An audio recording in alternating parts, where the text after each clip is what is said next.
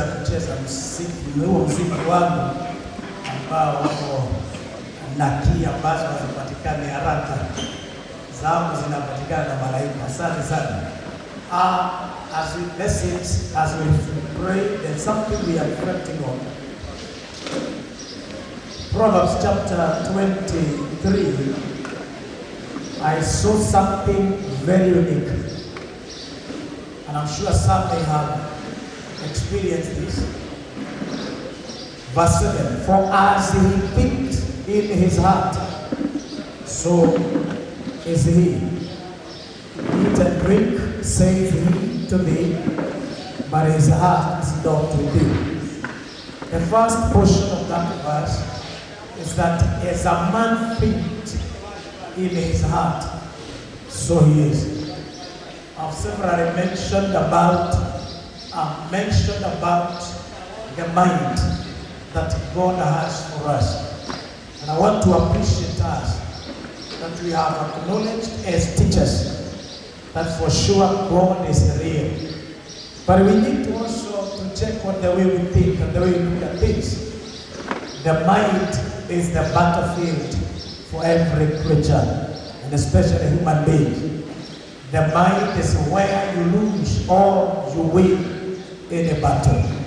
And in the mind is where you have the way you see things. When they talk about it, they say, according to the Oxford Dictionary, it is the settled way of thinking. That is attitude. May God give us grace that we may look at things from the right perspective.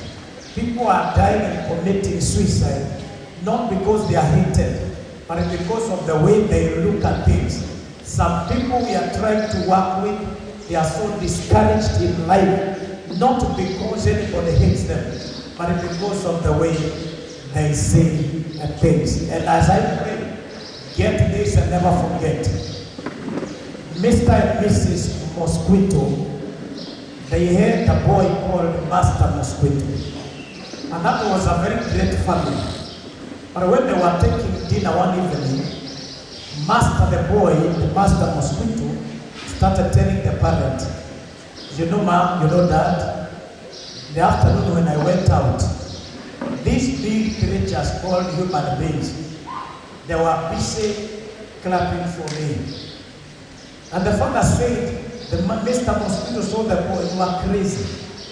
They were trying to kill you. But the boy said, no, dad, I'm alive, I'm here. And finally they argued until the mother, Mrs. Mosquito, was worried about this poor, about the boy and the father. And finally she left them. But you know what Master Mosquito, the boy, said? He looked at the father and said, listen to me, Dad. You are saying they wanted to kill me, or I'm telling you, and the way I see things, they were celebrating me. Let me tell you, even when you are at the face of death, you can look at things differently. When the teachers you have only 2 who are giving you a headache, and then you have 21 who are following with you. My friend, don't die because of the 2. I want you to ensure that you are strong. Look at things from a positive point of view.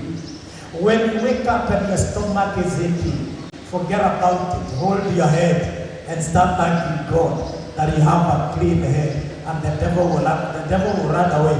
You will see this is a crazy person. Looking at things from the right attitude. Let's pray. Loving Father, this morning, we give you praise and we honor you. We appreciate the goodness that you bestowed upon us. It has taken your hand even to bring us to this final day of our conference. We cannot boast of any of our strength, but this has taken your hand. Thank you so much, our Father. We want to pray for the day as well. May every activity flow. May there be unity and harmony. And above all, may you receive all the glory by what we do and what we say. And we also pray today, speaking a blessing to this county of Mombasa.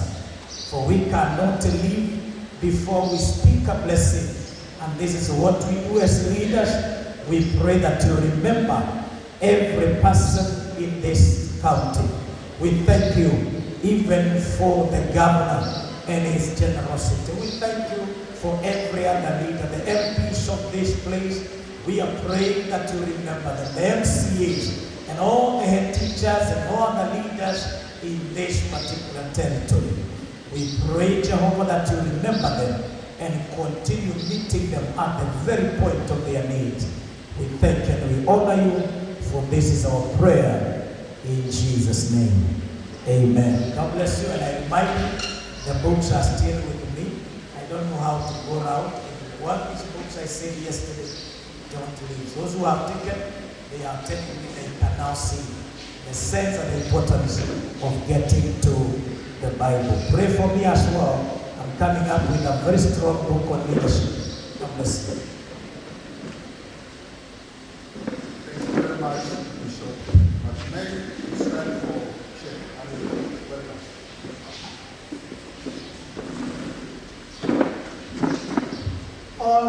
All the delegates present, our national office present, ladies and gentlemen, Assalamu alaikum wa rahmatullahi wa barakatuh. Good morning all. Ningeomba tutulie tuweze kuomba. A'udhu billahi minash shaitani rajim. Bismillahir rahmanir rahim. Qul a'udhu birabbil falaq min sharri ma khalaq wa min sharri ghasiqin idha waqab wa min sharri naffaathati fil 'uqad wa min sharri hasidin idha hasad.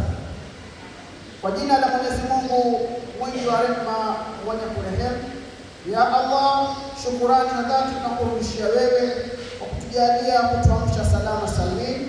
Ya Allah, tunazidi kukushukuru kwa kutuweza kutuweka kwa amani salama tangu tulipoanza kongamano letu la kitaifa. Ya Allah, leo tuko mbele yako, tunajipwekesha mbele yako ili uweze kutukamilishia yale ambayo kwamba tulianza kuyaomba kuanzia mwanzo wa kongamano. Ya Allah, tupe amani.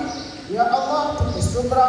Ya Allah, tuwe wasikilivu ili tuweze kusikiliza mengi mazuri ambayo kwamba tunayapata hapa, ili baada ya kongamano hili tuweze kurudi majumbani kwetu, kwenye shule zetu tukiwa tumeimarika zaidi, ili kuendeleza matokeo bora katika mashule yetu. Ya Allah, tunakuomba wale wote watakaoweza kuzungumza wapatie kauli njema ambayo kwamba tutaweza kuwasikia kwa uzuri na kwa utulivu, ili tuweze kupata lengo la kongamano hili. Ya Allah, tunaombea kila mmoja wetu baada ya kongamano hili.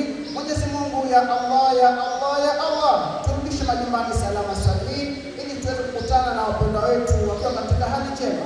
Ya Allah, tunakuomba linda familia zetu mahali walipo. Wewe ndio mlinzi na hakuna mlinzi mbali na wewe.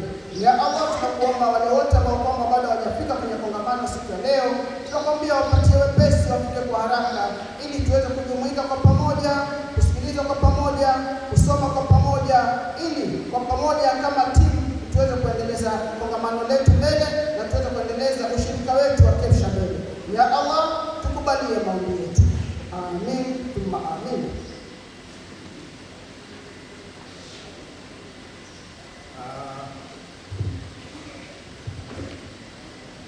Thank you very much, our spiritual leaders, Bishop Makumei and Bishop Ali, for taking us towards the throne of the Almighty.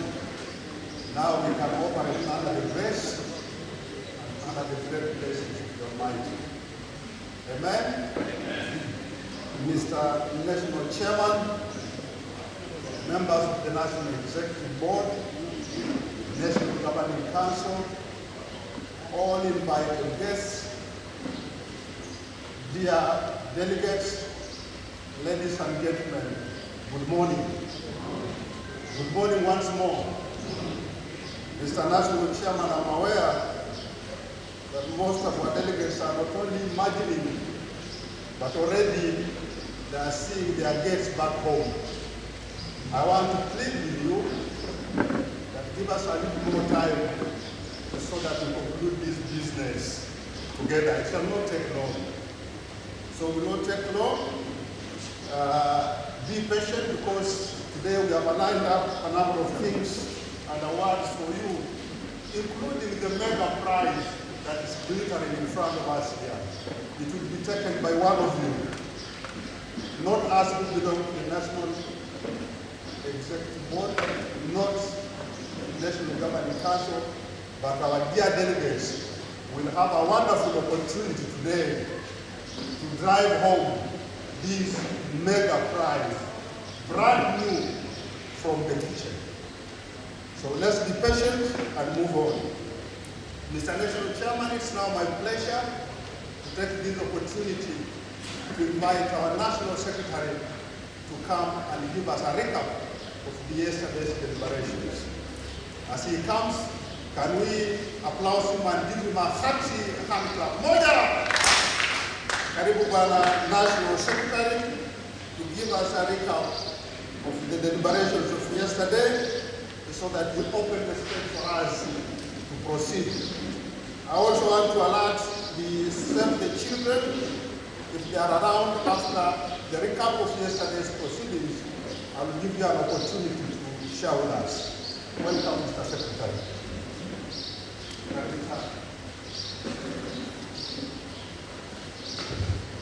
Thank you so much. Our MC of the day, the National Executive Board members present, the National Governing Council, the invited guests present today, all delegates, good morning. Good morning. Bwana Yesu asifiwe. Yeah, we thank God because we are here to transact the day's business, and like it has been already said, we are a full house. The man of God has encouraged us to take things positively, and here we are. I would wish to say that the MC has gone for the National Secretary to give the yesterday's recap. And as you are aware, our National Secretary is tall, well adorned with black color, and some are wondering how come that he changed. I am here in his big shoes as the Deputy National Secretary. I'm Fred Tongamugo, and I have the honor and the privilege to give you or to remind you of what we went through yesterday. I salute my secretary for giving me this opportunity. Ladies and gentlemen, it is important to reflect and say that as at yesterday, which was our third day of this conference,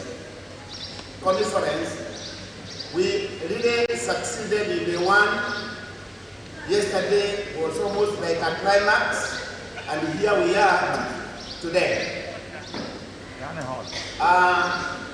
Before I even proceed, let me also take this chance to also welcome you for the day's activity. Feel most welcome, feel that you are at your place. Let me now take you through some of the things that you went through yesterday, just as a matter of reminding you, so that you are able to read what we went through yesterday and what we are going through today. Like I said, yesterday was the third day of our main business here. The day started well with a word of prayer, which we were taken through very well by our spiritual leaders. And we heard the following. Number one, we were taken through education, or the kind of education that we get as head teachers when we converge here for this kind of conference. educating the head, heart, and mind. Why and how to CBC core competencies. Dr. John Mogo, the Executive Director, Sees Afrique, took us through that session where he emphasized on lessons learned while in Brazil about creating a awesome student who can compete with their various counterparts across the globe. He gave testimonies of his time in Brazil, a school that was considered the bottommost, and in 5 years, the story changed, and is the best school in Brazil as at now. All children can read and write. He also added that the house is as strong as the foundation, and given CBC is the foundation. It is foundational learning for last year in this country. Child online protection was another area that we were taken through yesterday. Bernard Malanga, Coach, Regional Manager, Communication Authority of Kenya. Bernard emphasized to the head teachers that they were the gatekeepers in championing against online crimes, given they spent more time with the learners than with the parents. He also said that children are protected from very many forms of online attacks, which include cyberbullying, but is not limited to hacking as well. He asked the teachers to use the acronym SMART in ensuring all children are protected in accordance to the Constitution. Another area that we ventured into yesterday, fellow delegates, is on book review and lounge. Henry Magoba, Managing Director, Distinction Publishers, Henry launched the new Kepsha materials in the conference, which focused on CBC preparation inside and outside the classroom. He gifted the National Executive Board books to share and pass the knowledge in their schools, and asked head teachers to buy the revision materials and assured timely delivery of ordered materials. Delegates, yesterday we also had an advantage of being taken through the mental health awareness in our schools. Dr. Frank Jenga, Chairman, Chiromo Hospital Group and Presidential Advisor on Mental Health Republic of Kenya. Dr. Frank congratulated the government for noting that education is at the heart of the country. He further explained that there are many forms of mental health and encouraged teachers to familiarize themselves with them to be able to distinguish between indiscipline and a genuine cry for help among their learners. Dr. Jenga went on and is also added that sleep was a huge factor in accelerating mental disorders, and informed the head teachers that a teenager and child needs to have an average of 9 to 10 hours of sleep. The panel discussion, Achieving Universal Education for Children with Special Needs, was another area which we were taken through yesterday, by none other than Ilongo Acton. Panelists, Frederick Haga, Director, the Directorate of Special Needs Education, Peter Sitiene, Chairman, Kenya Special Schools Health Association. Mr. Ilongo and his panel highlighted majority on how to deal with SME students so as to build them to be participants to building the economy of our country. He too encouraged and teachers to be receptive on SME students and train some teachers on how to deal with the cases presented to them.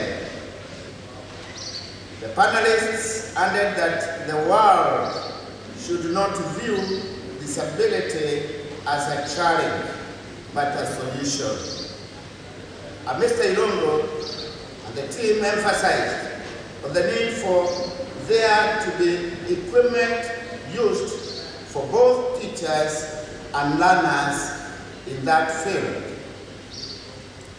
Ladies and gentlemen, yesterday we were also able to be taken through an overview of the milestones and the challenges faced by the teachers in accelerating the Vision 2030 education agenda.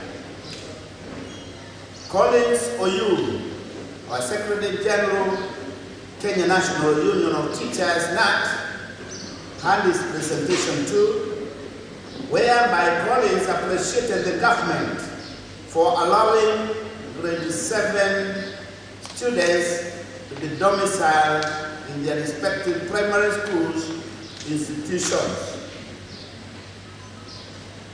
He also added that the workload has increased, but assured Kepsha and of its support in ensuring the government lives up to their promises. He also said that teachers play a central role in the policies set to have all necessary resources in ensuring quality education. That was the voice of our brothers, KNUT. We also went through yesterday in a field where we were looking at enabling and empowering teachers through the high-impact professional development. Dr. Julius Otudo, Senairo Lecturer, Riara University, and Dr. Benson Joroge, PhD, Dean of School of Education, Mount Kenya University. Both Dr. Julius and Dr. Benson agreed that the professional development among teachers is a necessary tool for the learning starts with the teacher as it progresses to the learner. Both of them added that teachers are role models and they need a voice to be heard, and so as to have inquisitive learners. They also said that knowledge is like a plant that needs to be watered. So that one was positively taken, and I believe a number of adult or online topic on all what they went through was related to the delegates. As we were progressing, we also had an integration of co-curricular activities in delivering CBC. Eliud Wambua, MOE, Eliud enlightened of the importance of games for learners because work without play makes Jack a dull boy. He also emphasized that the physical education be taken serious as it is not in the curriculum as it is in the curriculum. It is not, as it is not in the curriculum by mistake and helps create a wholesome student. He handled that activities like music, drama festivals, among many other more, and intentional in ensuring the nurturing of students. That was really emphasized, and teachers we need to take that one positively, for we also gotten the need of the same from the mental health, wellness facilitator who take us through that. Ladies and gentlemen, like I said, today is going to be even better than yesterday. Once again, welcome for day 4, whereby we have a lot of activities touching on us as Kepsha. Wish you well, wish you all the best. Thank you. Thank you very much, Bwana National Secretary, for that wonderful job. While most of us were listening with the eyes closed, he was seriously taking note of the proceedings of yesterday, and he has adequately reminded us of what went on. Mr. National Chairman, allow me to recognize your presence. You came in while the Secretary was reminding us of the yesterday's proceedings. Mkaribisha mwenyekiti kwa makofi moja. Karibu sana. Now, Mr. National Chairman, kindly allow me to invite Moran Publishers to come and share with us what they have. I'm told they have at least 60 degrees atlas to unveil and many other goodies that they have set aside for us this day. Mr. Geoffrey Lijodi, the podium is yours. Take us through. Karibu sana.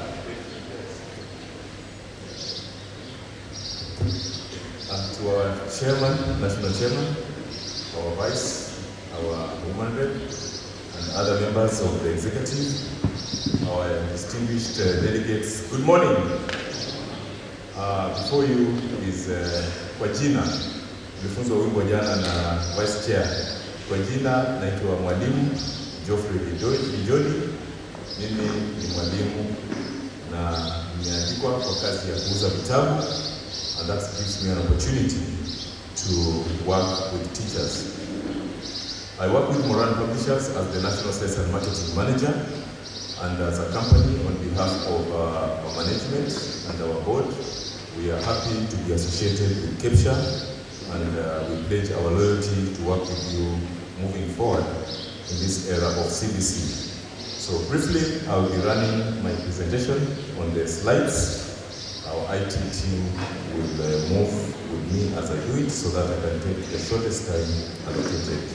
So as I said here, we are here to introduce to you the first approved CBC Atlas for grade 4, 5, and 6. So the only and the first approved CBC Atlas. We were privileged to be approved by KICD, and this Atlas, we call it our World Atlas. So our World Atlas for CBC is a product, teaching and learning resource that we feel as social studies, a teacher of social studies will require as we teach the learning area. The cover of the Atlas is there, our World Atlas, red in color for grade 4, 5, and 6. And as I move to the next slide, the key features, very briefly, we have in the introductory pages shown our learners the types of maps, the types of statistical features, symbols of national unity, and if you look at the Kepsha paper, the assessment for grade 6, there was a question on factors that promote peace, question number 33. The structure of government, if you look at Kepsha again, page number 35, there was a question on the duty of judges, and then we have also gone ahead to give tips on map reading in an interpretation. and the latest information on the solar system. On the next slide, we have covered all the counties as they are numbered from county 01 to county 47, and each of the counties covered, we have 4 maps. Each county has 4 maps touching on political and administration, population and distribution. And on the next slide, we are also covering physical features and main economic activities. So we are giving learners an opportunity to interact with their counties where their schools belong and with relevant information. And in every country, we have an activity where learners can be taken through to recall on what the teachers have taught.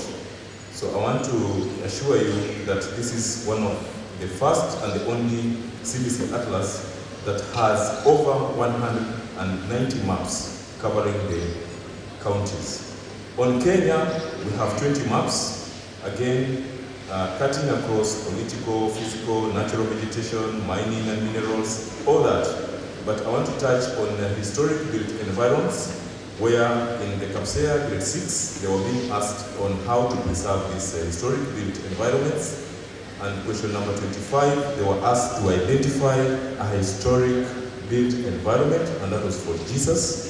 So if learners had an opportunity to interact with our atlas, it would have been very easy for them to identify this historic built environment. The most critical element about this atlas is the climatic regions. We are using the latest information on climatic regions. If you look at the next slide on climatic regions in Kenya, where we have highlighted the modified equatorial tropical climate, modified tropical climate of the highlands, semi-desert and desert climate. And we have shown the seasonal rainfall, the January and April seasons. And I want to assure you that moving forward, you need to adopt our atlas because KICD was very keen to ensure that we are using the latest information on the different climatic zones. In the 844 atlases, we are using outdated information. The next slide on Eastern Africa, we are using 26 maps that we have given an opportunity to our learners, touching again on relief, formations of major landforms and drainage. Again, climatic charts where we are using the latest data that is available. We are touching on wildlife, tourism and all that. But again, when you look at the next slide on climatic charts in Eastern Africa, we have given you information on climatic charts showing average temperature and rainfall. That is in New Delhi, in Ethiopia, in Sudan, Mombasa, Tanzania, and Uganda, giving comparison. And again, we have an activity number 81, where we are interacting with our learners so that they can recall on what the teacher has taught. On the next slide, we have Africa, where we have given you 9 maps. Again, the most critical element that has the latest data is on climate, where we have climate charts, and we have seasonal temperature, and we have shown how the seasons change and how they are interrelated, climatic regions, and the annual rainfall for Africa. The last but not least, we have the world, where we have given you 2 maps touching on the physical features, political map, the fact file, where we have given the number of countries, the largest country, countries with more than 1 capital city like Tanzania, the largest continent, the largest desert, etc., area of continents and oceans. We have given you enough information for our learners. And then at the end of the atlas, we have given you assessment activities per grade. So grade 4, we have given you about 10 activities, grade 5 about 10 activities, and grade 6 again, another 10 activities where learners can be taken through to recall on the content that the teacher has taught. Apart from that, we have invested a lot in teaching and learning resources for CBC. We are the first to be approved in music, art, and movement. We have been approved for lower grades.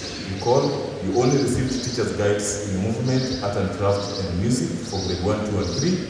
but we are the first publisher to be approved in these learning areas. You come to our tent and interact with our products for lower grades, that is grade 1, 2, and 3, where we have given you an opportunity to buy at least a set of these resources. With that representation, I want to assure you, when it comes to assessment materials, again, we have enough workbooks that our learners can interact with, and by doing that, this can help us in the implementation of the curriculum. So as I finish, we also have an app. If you pick your phones, most of us, I know, we have phones. You go to the Google Store, there's an app there we call Bongo Shop. Bongo Shop has almost all our books. Our students can download at home and read our storybooks on Bongo Shop. So maybe you can write on your notebooks, go to your Google Store, download Bongo Shop, an app by Moran Publishers, where you can buy books at half price, where students can read our storybooks. My contacts are there.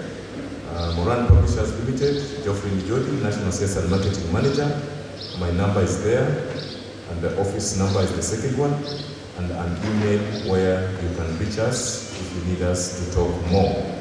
So with that presentation, I would wish to request our National Chair, our good friend Mr. Nzioka, if you could kindly come to the stage and assist us to unveil the first approved CBC Atlas, so that our teachers, as we go home, you can get a copy from the nearest bookshop within your towns.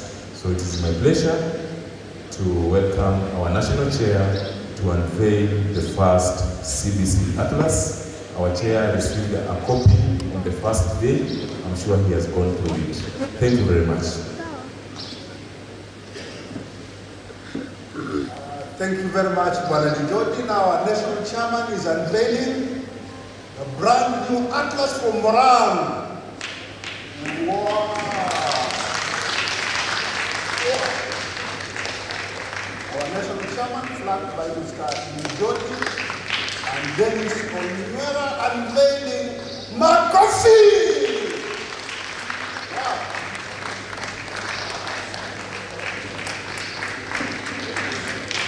Our World Atlas from Moran. Thank you very much. Thank you very much, Bwana Njodi and Onyuera, for that great work that you've done. It will now be a common atlas on our tables. Kuna kitambulisho ambacho kimeokotwa hapa, Zipora Mbithe Mtie. Zipora Mbithe Mtie.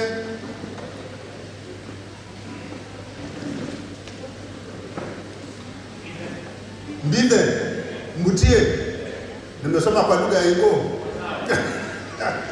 Sawa, kuna kitambulisho chako hapa, tafadhali uje ukipokee. Mr. National Chairman, ukiniruhusu nikukumbushe wakati tulipokuwa Movenpick Hotel kule Nairobi, kuna mzee mmoja alikuwa anaitwa Geoffrey Tanui wa Save the Children. I'm told he is in town. Allow me, sir, to invite him, not only to remind us what happened at Movenpick, but what he has for us today.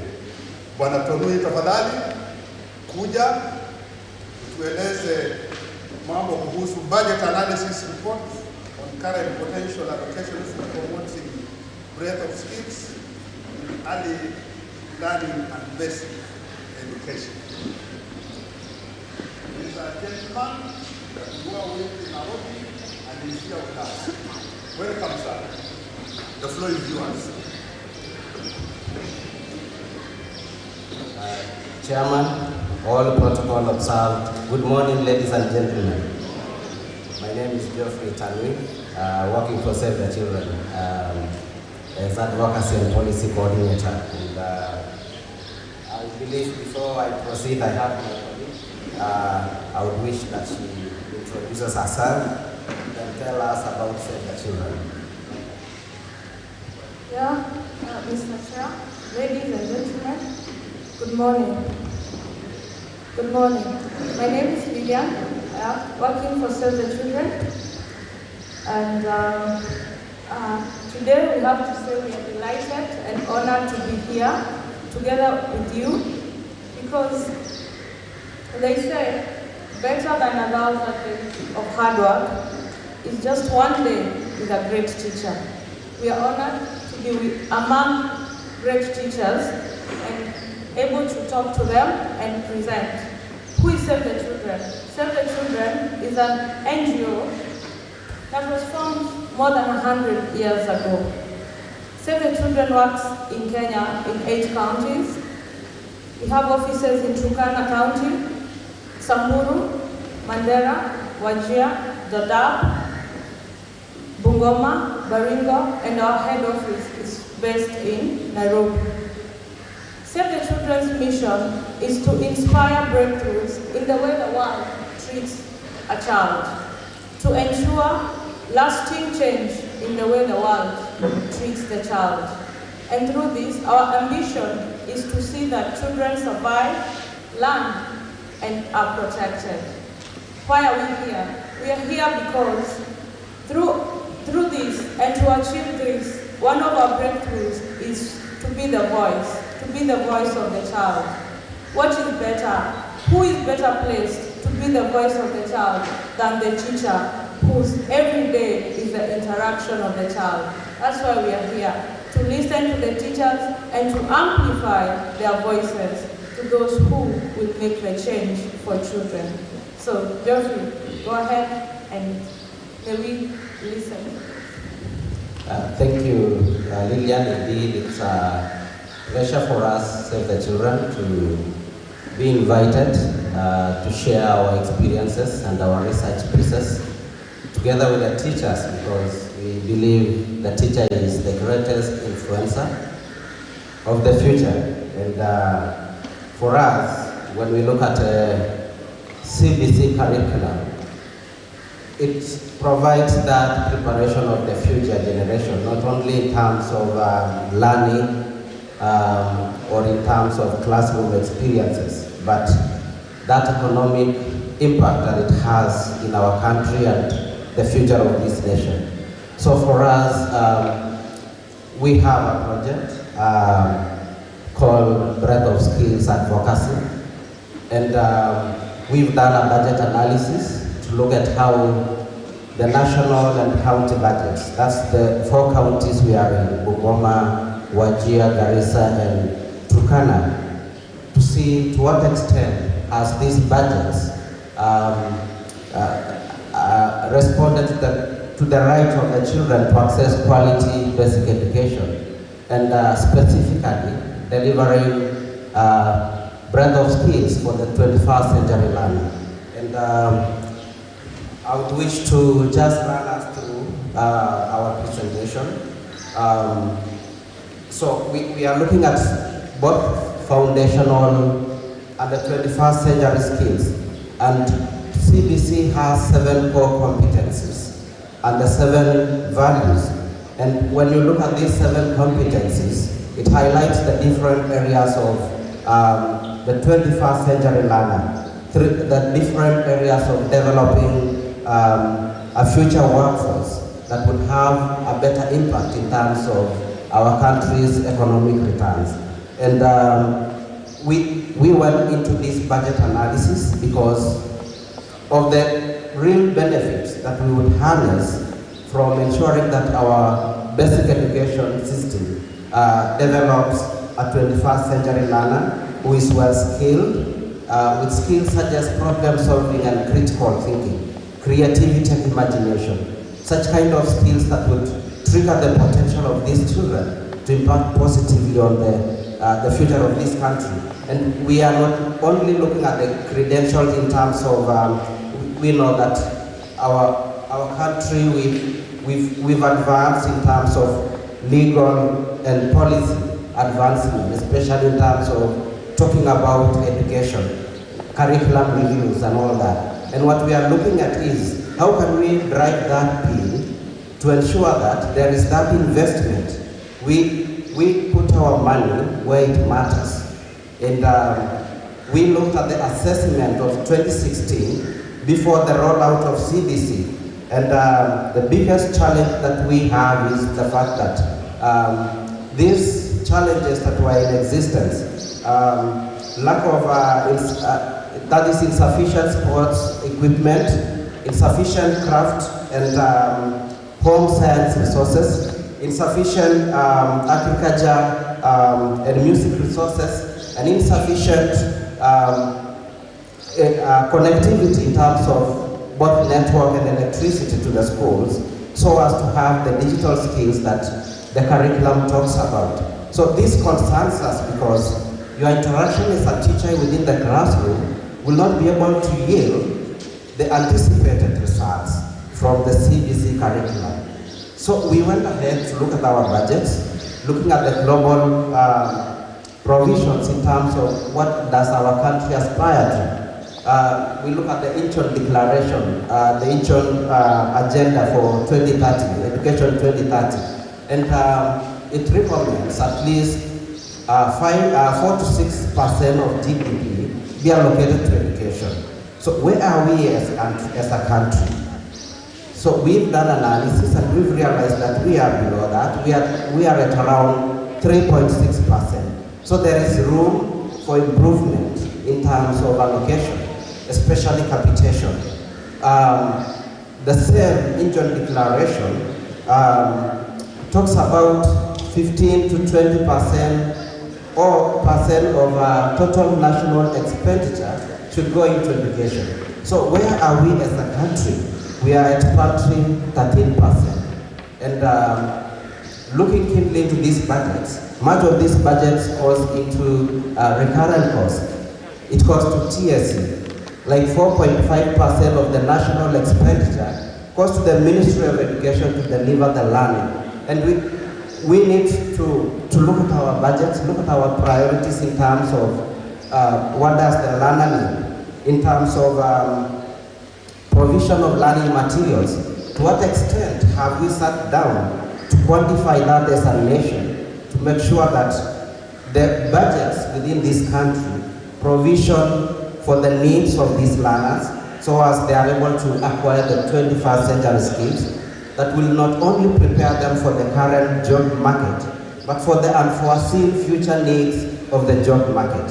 So these are the questions that we're asking ourselves, and we've looked at different policies that exempt taxation in some education provision, or even running private educations, private schools, in terms of laptops for the learners. And the question that we have is, does this trickle down to the end user?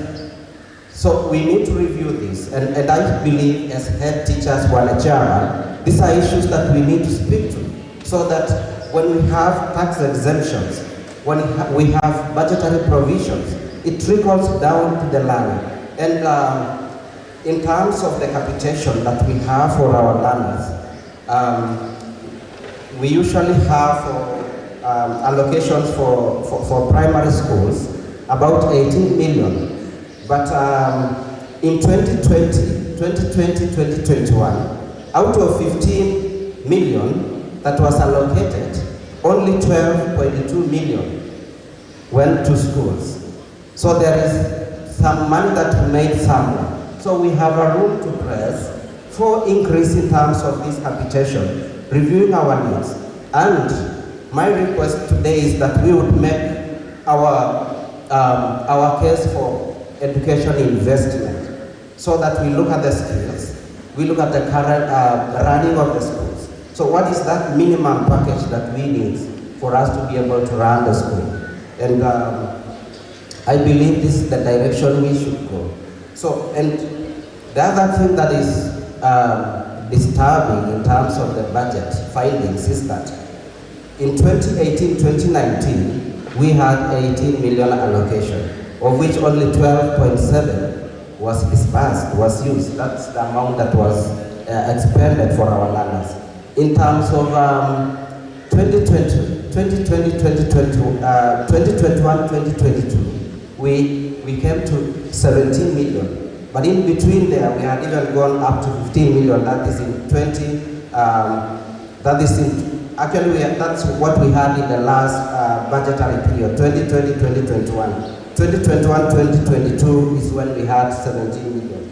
In terms of special needs education, the allocation is in fact much disturbing because the budget line, in 2018-2019 it was talking of 14, that is 14,000 per learner.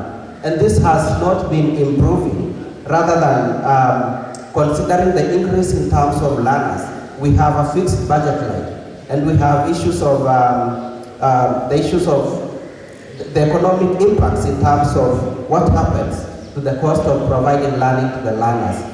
So there's been no response, and currently in terms of 2021-2022, that figure is down to 9,000 per learner. So these are the questions that we have. Is our budget process and our planning responsive to the needs of the learner? We looked at the capitation grant, and the only line that we could identify as close to providing breadth of skills to the learners is the activity line. And in the national budget, it talks about curricular activities and quality assurance. And that budget has had almost 20% decrease. That is between 2018-2019 and 2021-2022. So looking at all these realities, I believe it's good to share this knowledge and this information with us as teachers so that we are able to question this collaboratively, look into these issues, and make our presentations where it matters for the future of our children. So we've had a raft of recommendations to the government because we've been able to engage at different levels, and also from this budget analysis, we have a number of recommendations, which includes increased budget allocation towards education sector, and majorly to the capitation, that which goes to the school directly to impact on the lives of the learner in terms of learning materials, in terms of the basic day-to-day running of the school. We have recommendations for special needs education. We realize that the special needs children have different needs, that just a single capitation line for every special needs learner cannot meet the needs of most of those learners, and that needs to be addressed. We would also not trace in the budget how our budgets, both at national and county level, basically provides for breadth of skills or delivering CBC curriculum. And I believe these recommendations should actually get to where it is. I'm happy with the conversations we had yesterday and the previous day. And there is some hope, but we need to continue pressing. Thank you, moderator. I'm Makeregani. Thank you.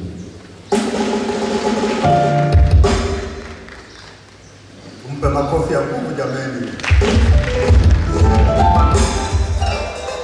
Children, thank you very much for sharing with us.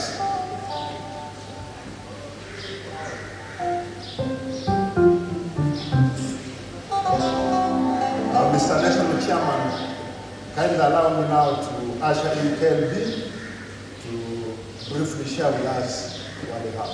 Can you do please? KLB.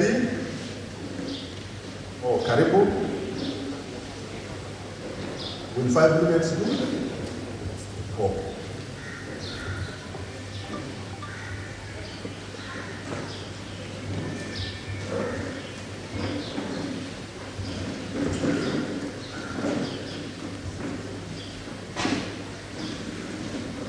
Our national chairman, national officials, delegates present, good morning. This is Kenya Literature Bureau, KLB, one of our leading state publishers. We are proud to bring you Kenya Literature Bureau is a great partner to education, and we are happy that we are working with you the journey of progressing the CBC curriculum to its successful levels. At the moment, through the various publications, beginning from CBC preschool, where we had our Skill Grow brand, we moved to Visionary brand. Today, we are walking into the next level, junior secondary school, with the Top Scholar brand. The Top Scholar brand is a junior secondary school where it is an exhaustive publications that captures extensively the entire curriculum design. At Kenya Literature Bureau, we've published for every activity, for every key subject. Of the 17, we've done 17 publications, and they are available in our tent for your perusal. Kenya Literature Bureau too, in support of private schools and some of the public schools, we have refurbished the Tusome books and called them and rebranded as Kenya Literature, KLBI, early grade series. And they are compulsory for mathematics, for English and Kiswahili. And I want you team to share with the private schools that these are compulsory books that are available affordably from Kenya Literature Bureau, so that they do not stretch you by borrowing. Whenever we go to private schools, they borrow from you. We do not want them to borrow from you. Let them buy directly from the bookshops. We have them at the right prices. The prices we sold to government. English, Kiswahili, grade 1, 2, 3 for early grade, where the literacy in English has been collapsed to English activity. Kenya Literature Bureau, in making you the best centers of learning as you can be and the best teachers you can be in leadership, we've produced the most comprehensive and compliant CBC encyclopedia called KLB Visionary Encyclopedia. We want to encourage you to sample our encyclopedia, check and see how we've lived the CBC principles in the light of competencies, values, linkages through that encyclopedia. Again, assessment which reflects the exam, the NEC model. This is encyclopedia with objective questions and their answers, albeit in small numbers, the way you've been guided by exam council. I want to encourage you, therefore, to sample at our tent those kind of encyclopedia. The next biggest baby is examination report. You've just done your first Kepsha examination and second last NEC KCP examination. We at KLB have acquired the production and publications of NEC examination reports, and we shall circulate efficiently to every part of the country. Whenever I call schools across the country, they tell me we used to. Our head teachers have been buying from Mombasa. We cannot walk to bookshop. We want to guarantee you that Kenya Literature Bureau has capacity to distribute this information. What is the purpose of this information?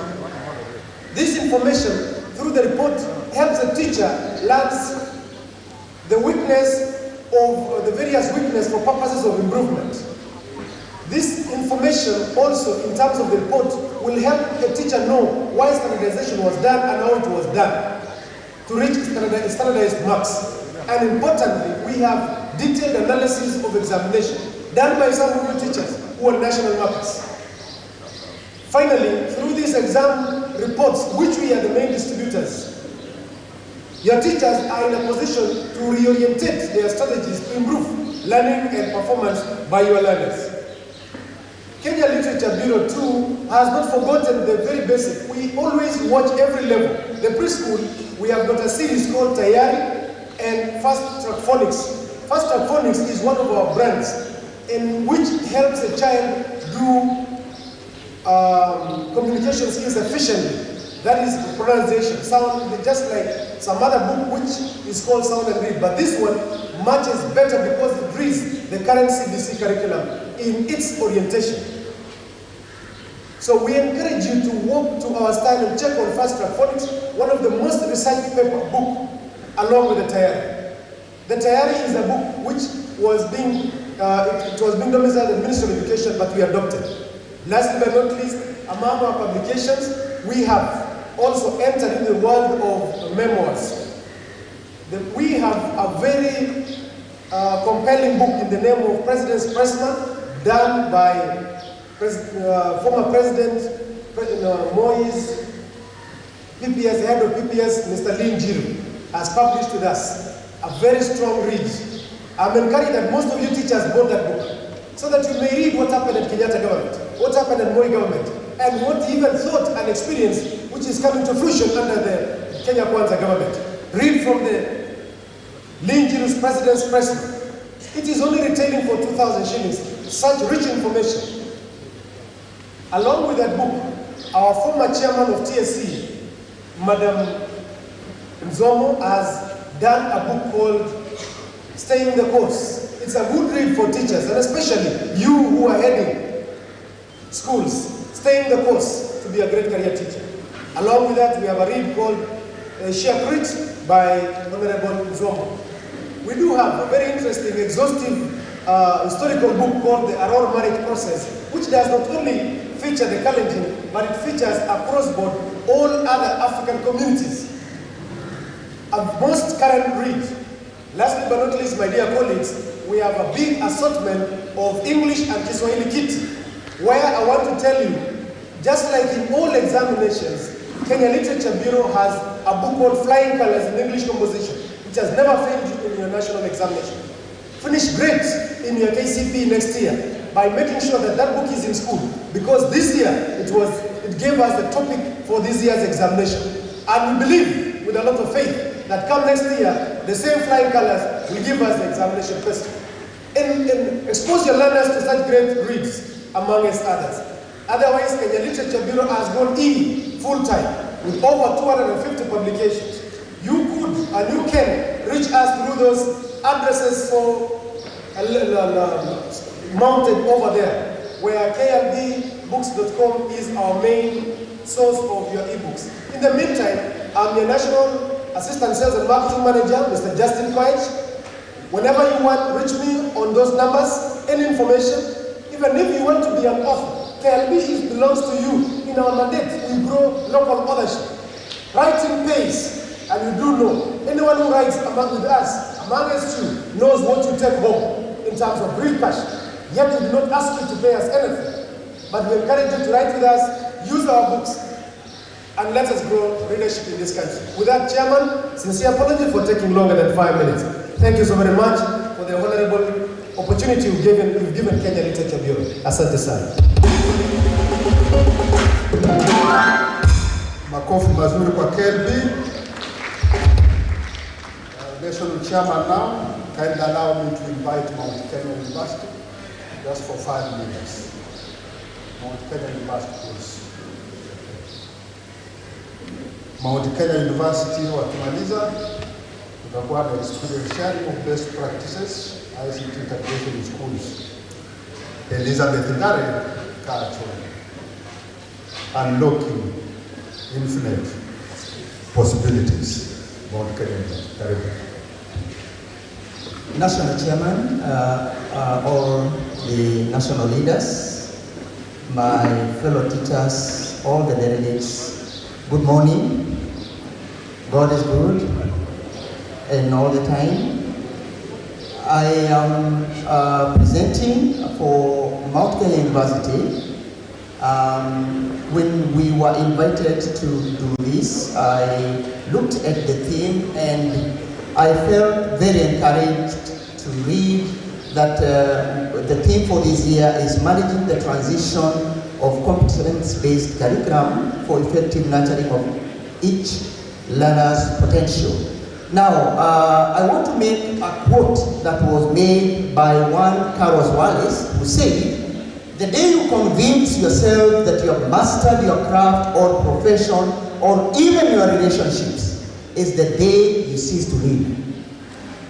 He also continued saying that the thirst for knowledge and the mind's ravenous appetite for constant growth and evolution helps sustain a meaningful existence, and if you cease to aim higher, you will surely fall short.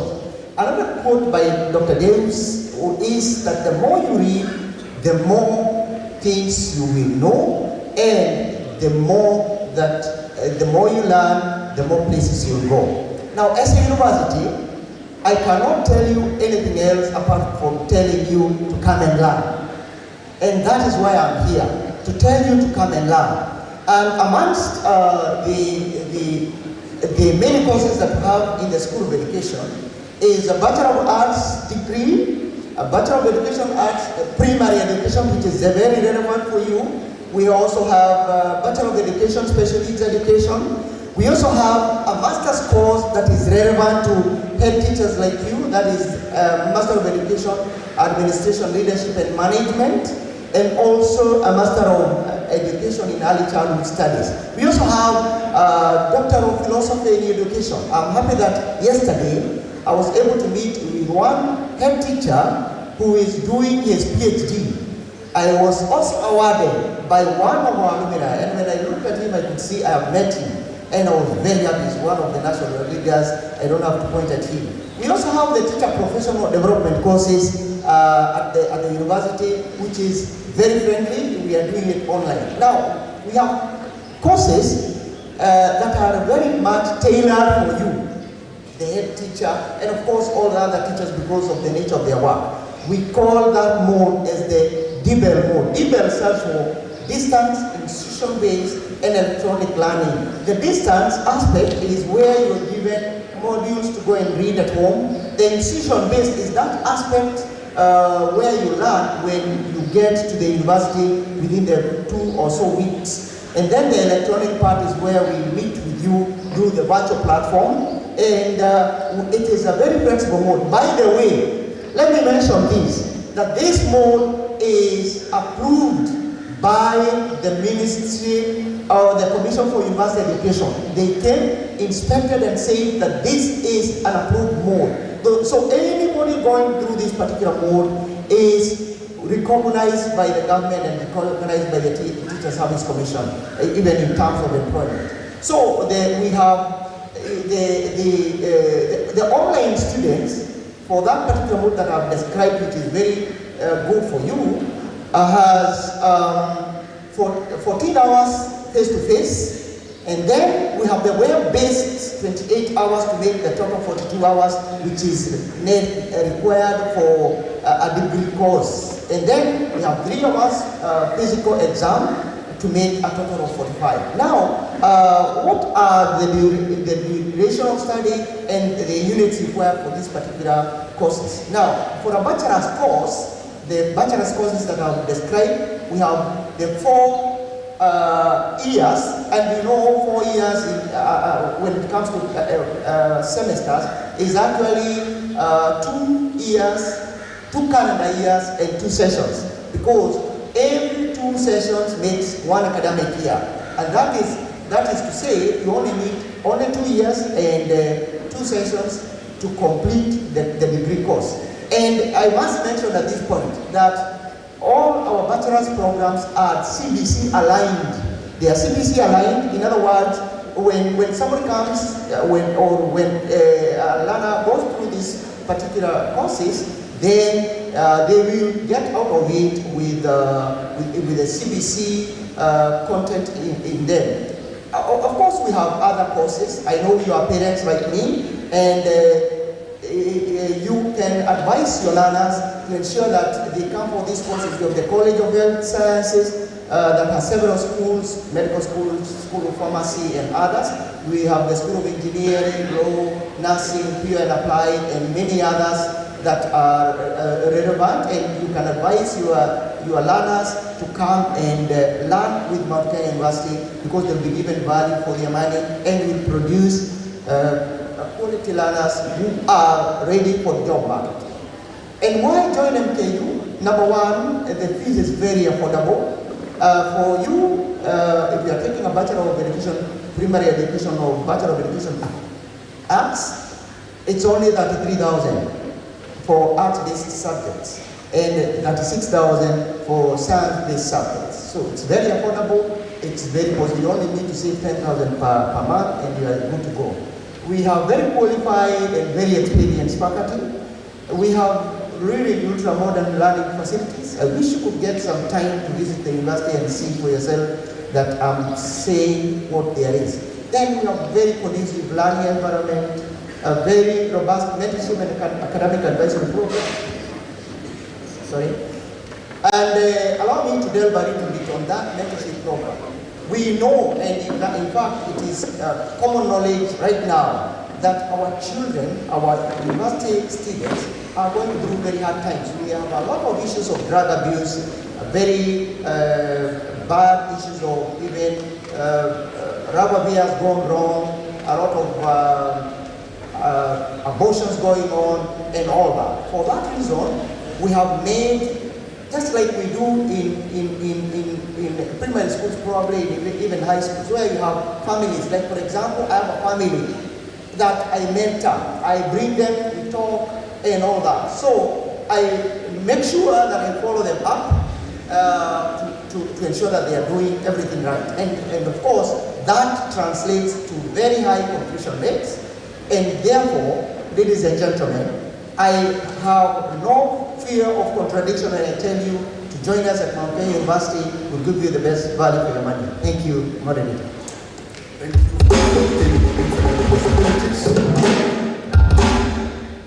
Asante sana Mount Kenya University kwa ujumbe huo mtamu sana. Bwana mwenyekiti, sasa niruhusu nimwalike Elizabeth Ngare, mwalimu mkuu wa the Salvation Army Likoni School for the Visually Impaired, Mombasa County. Elizabeth Ngare. Simone Elizabeth Ngare. Mr. Kisilu, if you are around, please. We are only giving you 3 minutes. As I call Elizabeth Ngare, I want to recognize the presence of Mr. Sitene, Chairman Sharp. Please wave. Ngare, karibu.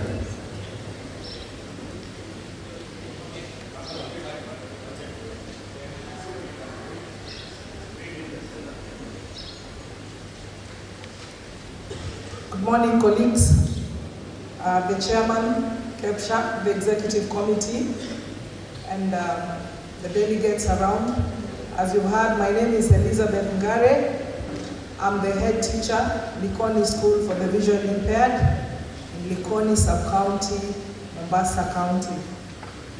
I have a very humble task this morning to take you to an experiential tour about ICT integration, and experiential means where you are. I'm a teacher for learners with visual impairment, and a number of presenters have talked about the 21st century way of approaching things.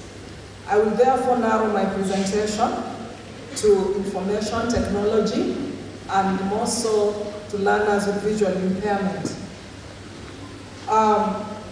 Information, all of us know, is something that everybody needs, and technology is something else to persons living with disability, and more so learners with visual impairment. And when this came to the learners with visual impairment, it was like a dream come true.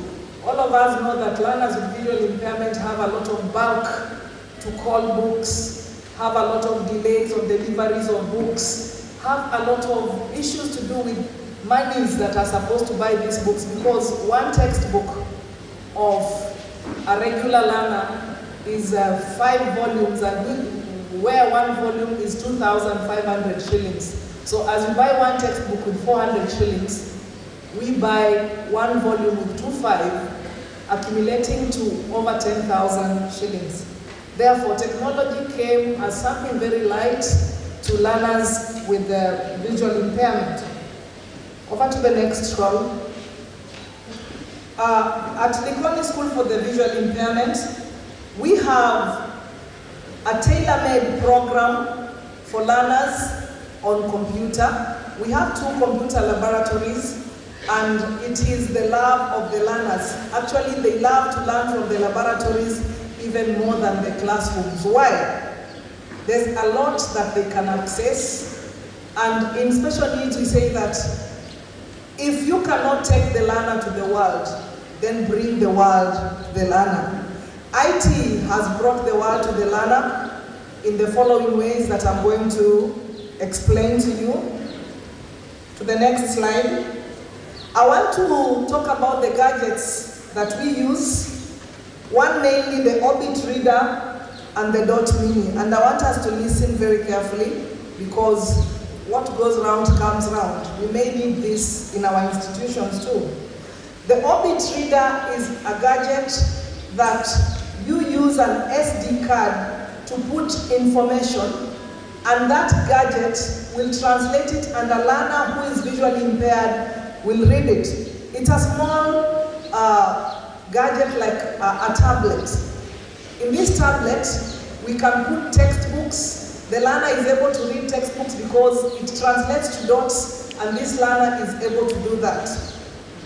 Actually, I pose a challenge to NEC because one of the problems that we faced during uploading and downloading is materials for the visually impaired. The braille papers and the braille charts are quite expensive.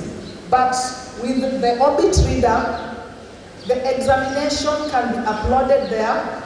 The learners can do the examination on the Orbit reader without necessarily us downloading anything.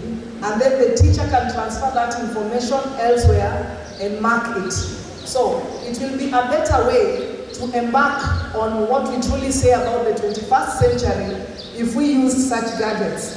The next gadget that I'll talk about is the Dot Mini. With the Dot Mini, you are able to record the teacher in class. When the teacher is teaching, you record the teacher, and during break time, the learner can go under a tree and just listen to what the teacher taught.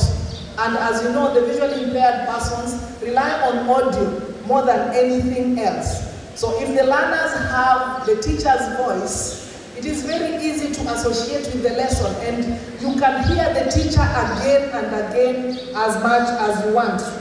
To the next slide. Then we have the embosser. This is 21st century. We used to have a machine called the thermoformer. The thermoformer is a bit expensive and archaic because you have to buy braillons here and there. But the embosser, the papers that are used, the track papers that are used are soft, and the embosser is able to translate braille, print to braille and vice versa. And it works very quickly. But the cheapest embosser you can find around is 500,000 shillings. And therefore, that question will be answered later in my conclusion. We also have a laboratory that has a control point, and this control point is exactly what the teacher uses to monitor the learners. As I said earlier, we have 2 laboratories in the school, and that is why I'm bringing this experience with us. Our first laboratory is the one that has gadgets that were brought by the Ministry of Education. All of us received laptops from the Ministry of Education, and I must appreciate that the laptops that were brought to the learners with visual impairment are tailor-made for the learners, because when you touch them, they have the word or the letter and the dot. So we have 2 laboratories. One with these gadgets, another that has completely different gadgets that I'm going to talk about. And now I come to the Enable Computer Lab that is at Likoni School for the VI. The Enable Computer Lab, this is the showstopper, and this made one of our learners be among the top learners in the country last year, and we are expecting the same now because it is quite workable.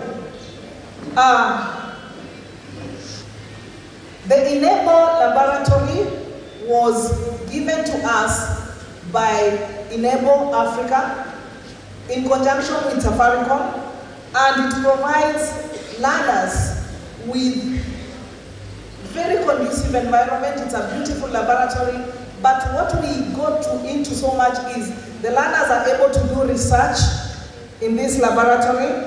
We have learners right from PP1 who are learning the keyboard first. Then we go to Microsoft Word. Then we go to Excel.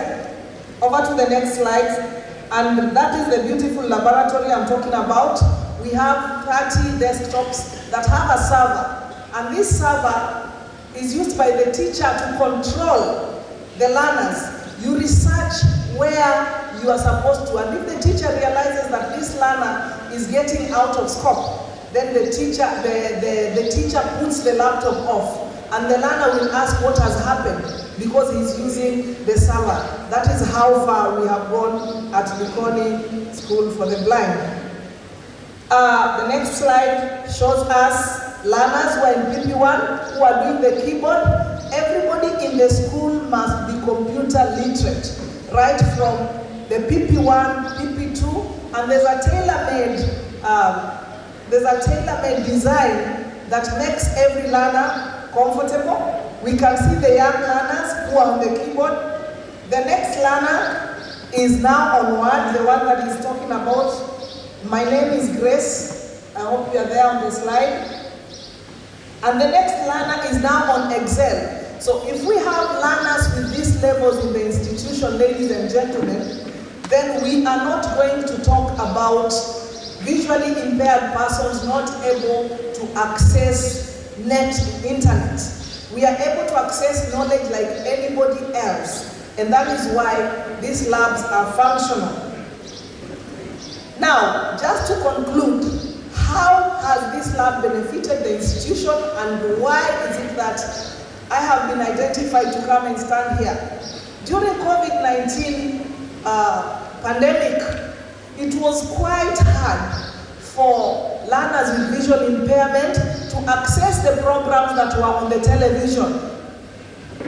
The people who are giving the programs forgot about them, and they could say things like, look at the corner, who can you see at the corner? We can see somebody doing this, so that one cut out learners with visual impairment, and therefore there was nothing tailor-made to suit these learners who went home, and this idea came up. We actually thank God that after COVID-19, we have something that we call homeschooling that is quite beneficial to learners with impairment. We have two types of homeschooling: online homeschooling and offline homeschooling. In homeschooling, the gadgets that I talked about, the Orbit Reader and the Dot Mini, because they already have the SD and the information, the learners go with them at home. Once they go with these gadgets at home, we are able, on the online, we are able to follow the learners who can access internet. On the offline, we are able to call the learners when they are with their parents. And it was quite beneficial because the teacher is able to communicate with the parent and the learner at the same time. The learners also feel the environment at home is conducive when the mother is talking about the Dot Mini and the teacher and the learner all together. So these types of homeschooling helped us so much during that time, and even after that, our results were still top-notch because another solution came out of where there wasn't a solution, and we still now embarked on homeschooling as one of the 21st century ideas that we have. And even now, when schools are closed, our learners have gone home with these gadgets, and we contact them, we communicate with them. Learning goes on, it doesn't stop, because initially, learners could not carry home the braille bagging materials with them. But right now, they can carry them in soft. Over to the next slide. Coming to the conclusion, I must say that when I was talking, I'm sure everybody was asking himself, gadgets, learners, calling home, this and that. So what do we do? Learning for learners with special needs is quite expensive, as we saw yesterday, but the government tries what it can. We request that the government stretches even more. But apart from that, we we should also have homegrown solutions. So what do we do at Likoni School for the VI? We have opened a school website. It is expensive, so we did not go to the expensive side. We are hosted by Brother Africa, and we pay 6,000 shillings per year. These 6,000 shillings per year connect you to the world. When you are connected to the world, you don't start saying your problems.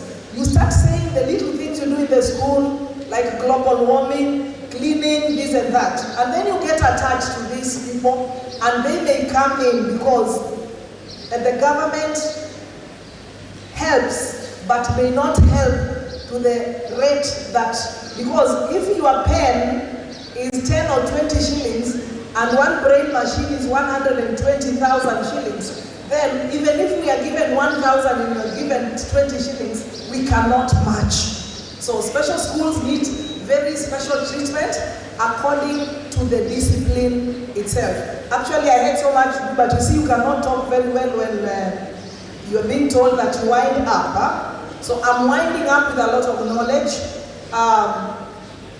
Anybody would like to contact me, my information is on the slide. Those ones who feel like we can still communicate to you about learners with special needs will do that. I'm honored and humbled to have spoken to you. I want to say that I'm very happy. I rest my case, and I want to wish all the delegates a Merry Christmas and a happy 2023. Thank you so much. Wow, Elizabeth Ngare, Likoni School. A hand clap for her. Mr. National Chairman, kindly allow me to recognize the following guests in our list. Oh, Madam Ngare, just hold on. Mr. Nicodemus K. Bore, CEO, Kenya Secondary School Head Teachers Association. Please welcome. Karibu sana. Madam Jacinta Wandegwa, National Treasurer at Water. Kindly welcome. And last but not the least, Madam Bento Pande, CEO of Water. Feel most welcome.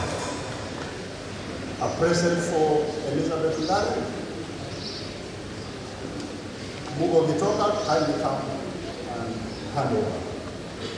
As Mugo comes, I want to let the delegates know that please, before you go, pass through stand number 58, Kepsha stand, and get a polo t-shirt for your sons. They are the Mesuka. So one more than everybody. So come in there Monday. So pass by stand number 58 for a polo t-shirt. Mr. Gitonga has handed over the gift. Mr. Kisidu, please. Thank you to everybody. Good morning. I'm Eliud Kisilo, the head teacher in Bondeli Primary School in Makindu Sub-County of Makueni County. I stand here to introduce the book to you that I have authored. That has taken quite some time. And the book has been birthed out of patriotism. The book title is The Kenya We Yearn For. The Kenya that we look forward to live in as we continue to live, and the Kenya that we want to bequeath to the next generation when our time comes to exit. And in this book, I've reminded all of us about our responsibilities as Kenyans. Today, we are living in a country where anything can happen to anybody because of we have forgotten about ethical living. We have forgotten about important values in our lives. I am reminding all of us about the values that we need to embrace so that we make Kenya a habitable country and a country that we shall be proud and happy to live in. We are talking about collapsing buildings, losing lives, and even on our roads and other areas, not because we do not have enough skill, but because we lack ethics and morals as we do what we do to come up with those areas that become a problem to us. I believe that we have no reason to give up on our country.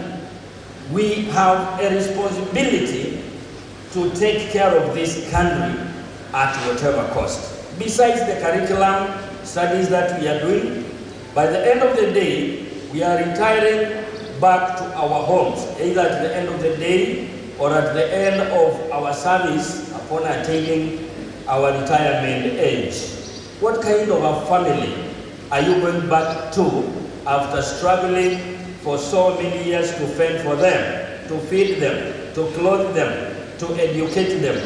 How well will they and how ready will they be in receiving you and keeping you for the rest of the years that you will live with them?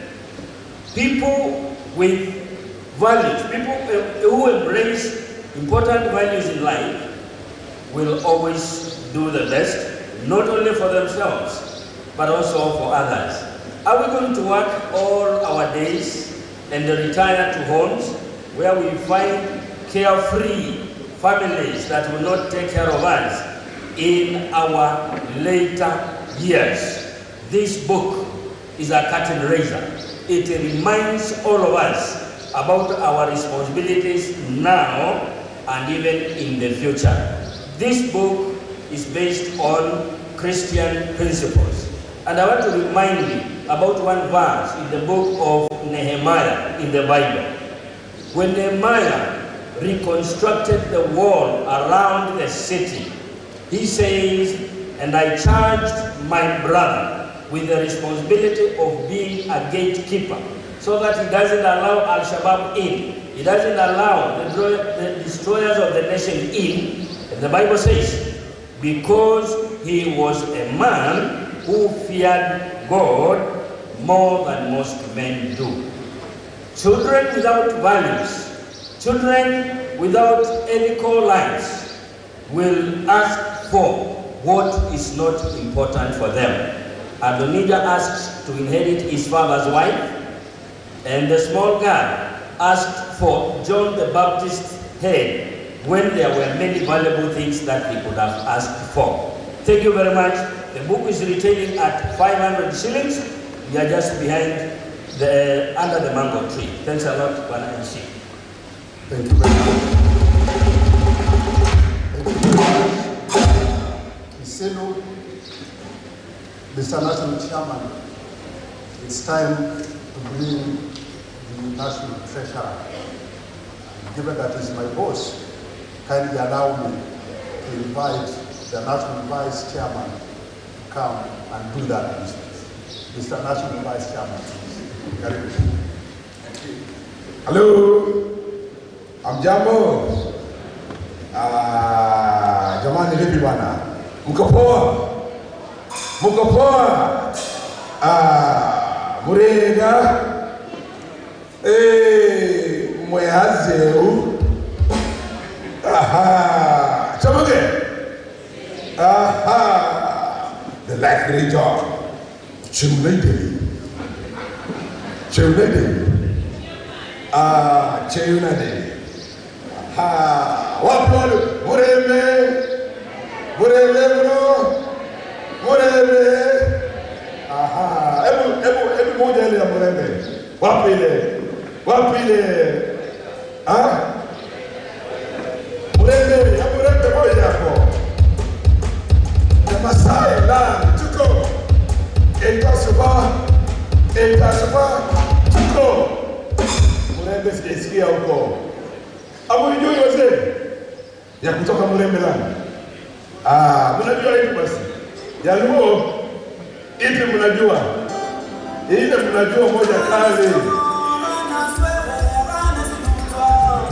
Sikuti.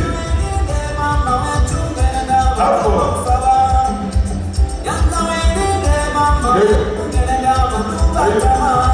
Ndio hiyo. Ndio hiyo. Bado.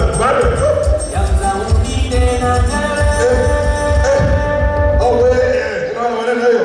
Leta raha dhambi bwana.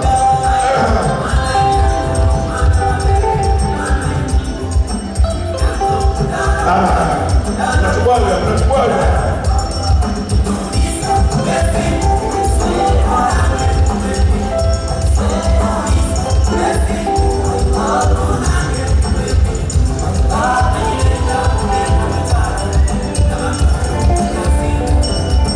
Tuko Mombasa inapapasa.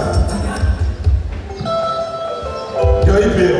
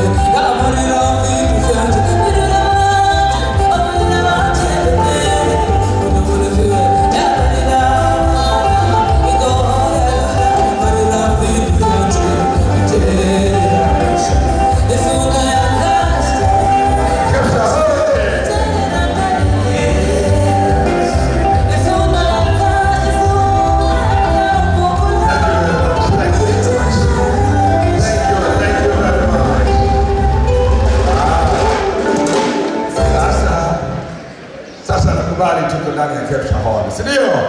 Kepsha hoi! Juzi nilifundisha Kijapani. Konnichiwa. Sema hai. Konnichiwa. Konnichiwa. Aha. Sasa chama inanipeleka mbali. Japani, Brazil. Si ndio? Tumefundishwa Kichina T-Compound. Si ndio? Na niliwaambia hii mashine ukishindwa kwenda nayo leo, asiye mwana aelekee nini? Asiye mwana aelekee nini? Mashine inaitwa Jingqing from China. Kuliko toto, kuliko kwa, kuliko ku, kuliko ha. Ana kuliko, kuliko. Umeelewa hiyo? Only generation kisha wanaelewa hiyo. Wengine mtufungue kamusi. Wengine tufungue kamusi. Murembe mno. Murega. Watu wa Eastern wako. Muko. Mweache. The Malay from the Lula. Chewede. Achai mabaya. Tukienda the Masai land. Hatuwezi sahau mtu. Ante soba. Na wale wenzetu wa hapa. Salamkaze. Mnambanze. Wengine assalamu alaikum. Assalamu alaikum. God is good. And all the time. Ladies and gentlemen, I want to take this opportunity. Wajua kama hukulala mtu hapani. Kama hukulala mtu hapa, kija hapo kasinzia. Wale wanaojua siri ya mtu hapa, msiiseme. Mkiisema mwaka ujao mtapata nafasi mtu hapa. Kwa hivyo nyamazeni wewe. Let me take this opportunity to invite our national treasurer, brother Kennedy Chieva, for wonderful presentation on our books of accounts. What we do with the money? Karibu brother Chieva. Thank you very much. Thank you very much, Vice Chair, for your exhilarating introduction and also for livening the audience before I came in. And now that you can speak Chinese, I have also learned some little Chinese and I want to speak about this motorbike here. Chang Chi Chong, Mr. Chairman. Yang Yan, motorbike treasurer. Motorbike treasurer. Chang Chong. You can interpret for yourself what I meant. And just now, before I turn serious, those of you who have been watching comedy, this is a comedian who makes me laugh on social media. I want to mimic him because he talks about money, and I've come here to talk about money. And this comedy has nothing to do with the serious document I'm about to present to you. But it goes like this. It's an advice mostly to men, and women also. But it's comedy, don't take it seriously. And the comedian says, make money and use the money you make to solve the problems you have. Stop seeing a bag of cement in every shilling you make. And if the money you make cannot solve the problems you have, eat that money.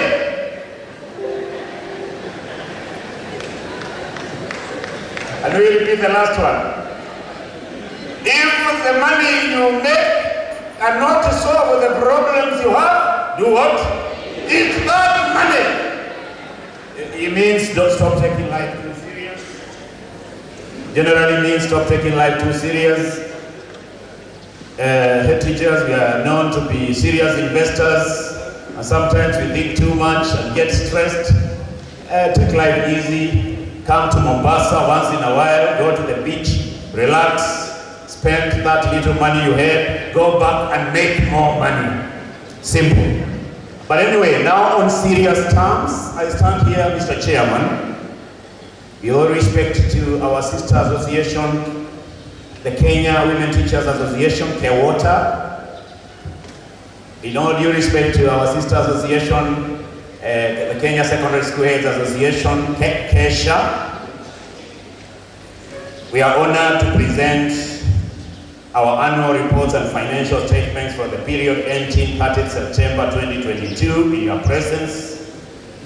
And to take us through this is none other than our official auditor, the Kigo Jenga and Company Certified Public Accountants, represented here by their Chief Auditor, the Honorable Dr. Kigo Jenga. Kindly stand next to me. The man with many titles is indeed honorable. He vied for a seat. He'll tell us, maybe he introduces himself or at the end, na alipata ngapi na alipata namba ngapi, lakini alipita. Ni vile tu zilipohesabiwa hazikutosha. Lakini serikali yake ilipita. And I believe that's why he's smiling. Kigo, kindly join me here so that you take us through the technical bit of it where I'm not trained in, and later I'll come in to speak the Kepsha language on the document. The chairman, the document I'm now distributing to you, Atel. And this document very quickly go around as Kigo Njenga introduces himself. The chairman, it's both the statement of accounts for the year ended 30th September 2022. And again, Mr. Chairman, I will be presenting the budget for the year 2022-2023 to this very important congregation for approval. Mr. Kigo Njenga, the Honorable Daktari Kigo Njenga, take the stage. Kuna ndugu yangu hapo na some percussions there. Sauti za kukaribisha. Asante sana. Barabara kabisa, basi ni wakati wako Kigo Njenga.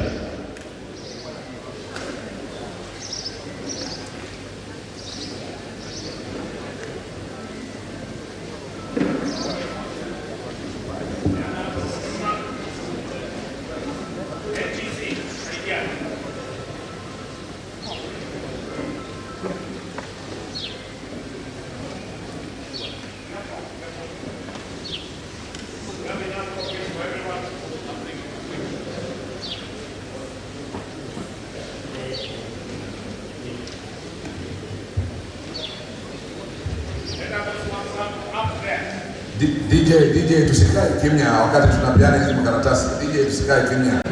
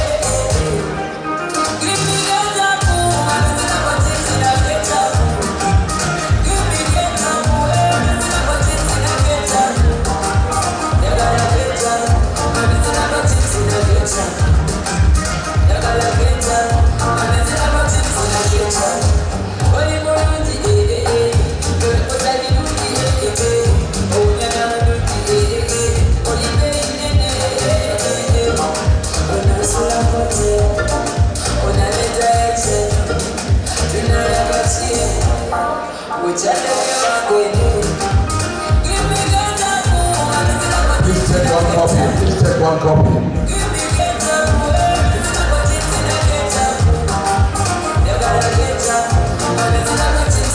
Some members are in the room outside the hall. Members in the room outside the hall. Thank you, DJ. Thank you. Thank you very much.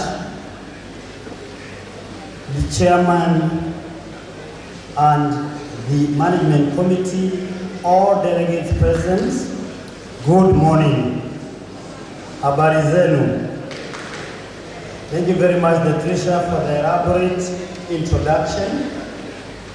Since we parted, I became a doctor in philosophy, in social transformation. That's why inspiring to me as doctor. And so I stopped actually a lot of politics and decided to join the world of academics as a socio-economist and finance.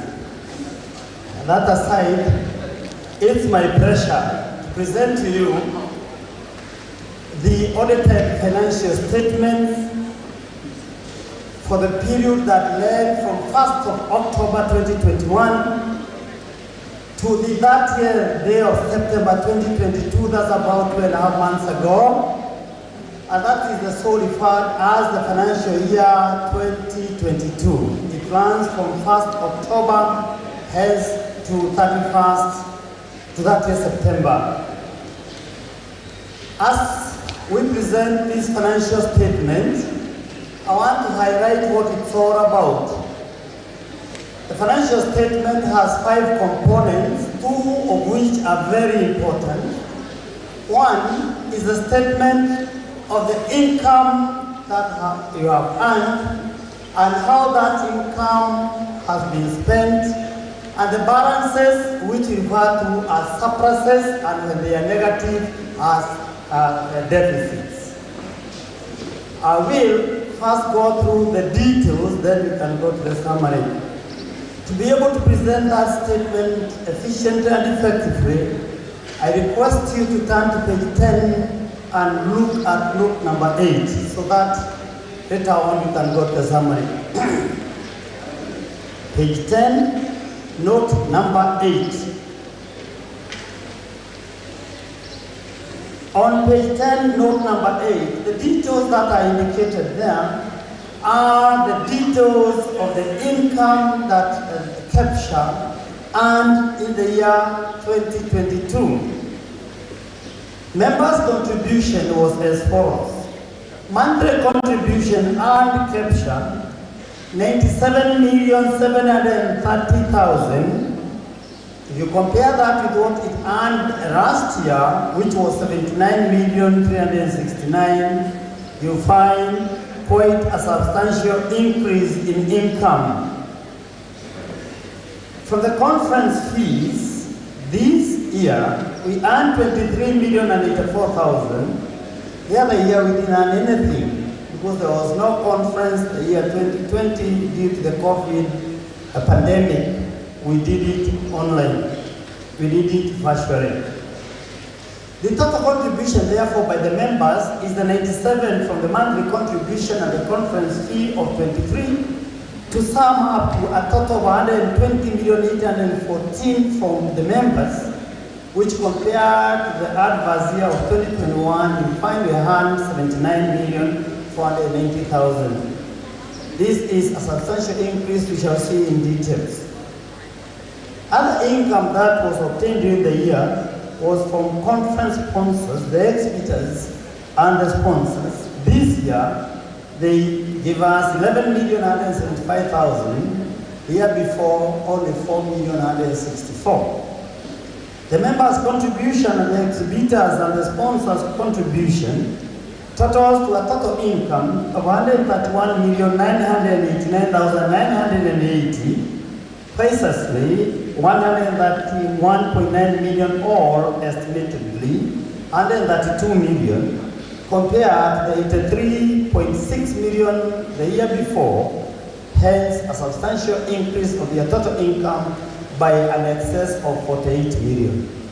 Thus, as far as income is concerned, the same income has now been applied as follows. Page 11, note number 9. Next page, note number 9. The core activity is to administer Kepsha nationally, regionally, and the county's operating expenses in the year 2022 total to 34,299,000, up from the 25.2 million the year before. On printing, 1.725 million was spent. On transport and traveling, 1,180,000 was spent. Office expenses was 660,000. Donations, 200,000. Telephone, postages and communications, 732,000. Motor vehicle maintenance, including insurance, 180,000. Rent, 561,000. Legal fees, 580,000. Consultancy, 1.2 million. And then we go down to website, 128,000. Honoraria and allowances, 3.5 million. Therefore, if you total these expenses, administrative expenses of the organization, The year 2022, we spent 45,263,321, up from 33 million the year before. The major expense is the operating expenses at your branches, regionally, counties and sub-counties. Note number 10 goes to the other category of the expense as the core activity of Kepsha, which is training and capacity building. Members' capacity building in the year under review spent 26,276,750, up from the year before 20,540,000 was spent. On reading materials spent 1,930,000, food, accommodation and refreshment 1,739,000, on transport 559,000, on venue and hire of this facility 4.5 million, on training cost 260,000, on publicity 800,000, facilitators 135,000, monitoring, evaluation at the regions, counties and sub-county, that's 7,052,000, magazines and periodicals 1,124,000. Then we have information gathering 1,240,000, printing and stationery for 387,000, graphic materials 60,000, and IT support expenses 200,000. So the core activity, which is training and capacity building, spent a total of 76,065,000, up from 53,496,000 that was spent in the adverse year of 2021. On page 12, note number 11, compensation in salaries and wages to our staff, 4,251,000. On wear and tear of the assets, the furniture, the fittings, the equipment, wear and tear, a provision that does not involve any cash movement, 1,909,000. On bank charges and interest, a total of 18,676 was spent on charges at the bank, while on the loan we paid an interest of 724,000. So the category of finance charges is 743,563. Ladies and gentlemen, those are the details of the income and the expenditure, which is now summarized in the official statement, which you can see summarized on page number 6. The same information I've given you is summarized on page number 6. And this summary on number 6 will show you the same information, that the members' contribution was 97.7 million, conferencing 23 million, other income 11 million, total income 101.9 million. The year before, we had 83.6 million of the combined income for that year. Therefore, this year alone, we have had an increase of 48,334,000 in income, representing 58% of the income that actually earned last year increased in the current year to move it from 83 to 131. An increase of 58% is actually commendable. On expenses, the same expenses are read to you. Administrative expenses was 45.2 million. The other year, 33.4 million. Training and capacity building, the core activity, 76 million, 53 million the year before. Staff cost, 4.25 million. The other year was 4.3, about the same. Depreciation, went here 1.9 million, 1.3 million the year before. Finance charge, which is bank charges and interest, 743, 563, there was 8,000. When you submit all the expenses, the total expenses amounts to 128,233,731 in the year under review. The year before, the expenses were a total of 92,592,649. Therefore, when income increased by 48.3 million, expenses increased by 35.6 million. When income increased by 58%, expenses increased by 38.5%. Therefore, an 18.5% increase in the surplus was noted.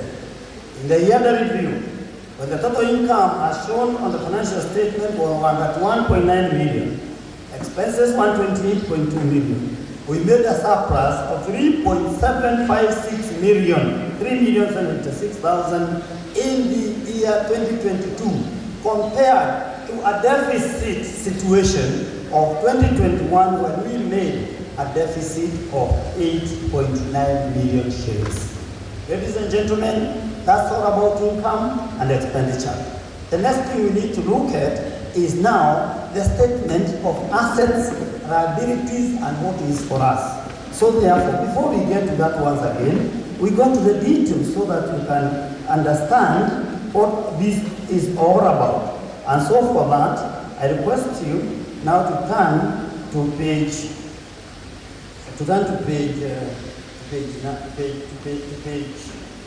8. Page 8. We are done with income and expenditure. Let us see what we have and what belongs to us. That schedule there shows you the assets and the initial cost. On furniture, the initial cost of furniture is 647, but the same furniture has been depreciated by 401,000. Their book value today is 246,000 shillings. On motor vehicle, the initial cost is 5.9, depreciated by 1,770,000. The book value of our motor vehicle is 4,130,000. On office equipment, they did cost 190,000, depreciated by 87,000. Their book value today is 103,000. On computers, they did cost 1.297 million, depreciated by 209,000 shillings, and so 1,088,000, and their book value is 209,000. In total, we have had assets costing 8,036,000, but the same assets are being depreciated cumulatively by 3.3, so their book value is 4,690,000. That is the assets that will move from one financial year to another financial year. That is the computers, the furnitures, the fitting, they will be there next year. So we keep on depreciating them. If you go to page 9, the other asset we have is cash. At the turn of the year on the 30th September, we had 9.7 million in the bank. This is at Absa Bank, we had 300,000. At Equity, 11,000. At KCB Lavington branch, 9.4 million. At KCB Moi Avenue, 40,000. That was the cash we had of 9,755,000, compared to the 1.2 million we had the year before. Receivables, this is the rent deposit that we had pressed. It still remains as payable once we are done with the rent of 86,000. The reserve, an indication of the accumulated surpluses and the accumulated deficits. Now the balances. Remember 2021, we had a deficit of 8.9 million. 2022, we have surplus. The year before, a deficit. The other one, a surplus. The cumulative surplus situation of this organization is 2,675,763. On page 10, note number 10, it shows the indebtedness. Please note, other than for the other fee which was not paid by then, but will be paid, was 580,000. Salaries, these are the statutory deductions, 85,000. That other figure you are seeing there shown as other accruals, provisions for the current costs which you are incurring, because technically these costs relates to the year before. This particular organization made a provision of 10,289,000 to be spent on hire of this facility, to be spent on all other costs that are relevant to this city. The loan, we had 5 million, we have paid 4 million, we have only 902 to pay, and it's being paid well. Now, from there, we are done with the issue of assets and liabilities, because the next note indicated the income and expenditure. So what we can do is probably now, it's not probably, what we can do is to turn on page 5 and see a summary of those detailed information about assets and liabilities that are giving you.